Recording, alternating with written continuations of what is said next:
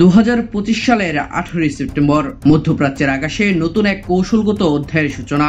Saudi আরব ও পাকিস্তান স্বাক্ষর করল এক ঐতিহাসিক প্রতিরক্ষা চুক্তি, যার মূল কথা এক দেশের উপর আক্রমণ মানেই উভয়ের উপর আক্রমণ।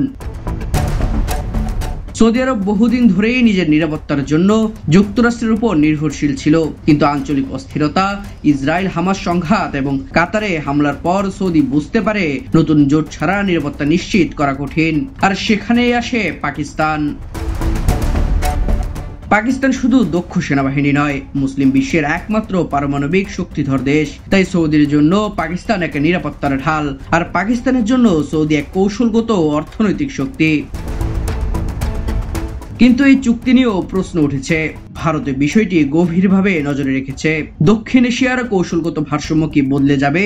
যুক্তরাষ্ট্র ও পশ্চিমা বিশ্ব ভাবছে এই সমঝোতা কি পারমাণবিক সহযোগিতায় রূপ নেবে?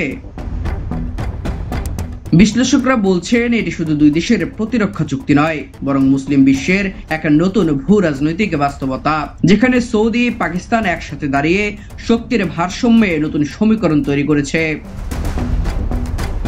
বাংলাদেশের জন্য এর তাৎপর্য কম নয়, কারণ মধ্যপ্রাচ্যে কর্মরত আমাদের লাখো প্রবাসী, জ্বালানি নির্ভরতা এবং আঞ্চলিক রাজনীতি সবকিছুই এই চুক্তির প্রভাবে বদলাতে পারে। সৌদি আরব ও পাকিস্তানের প্রতিরক্ষা জোট এটি শুধু একটি সমঝোতা নয়, বরং ভবিষ্যতের ভূরাজনৈতিক খেলায় এক নতুন অধ্যায়। আন্তর্জাতিক ডেস্ক, দ্য নিউজ। দেশে দেশে সবার সাথে দ্য নিউজ।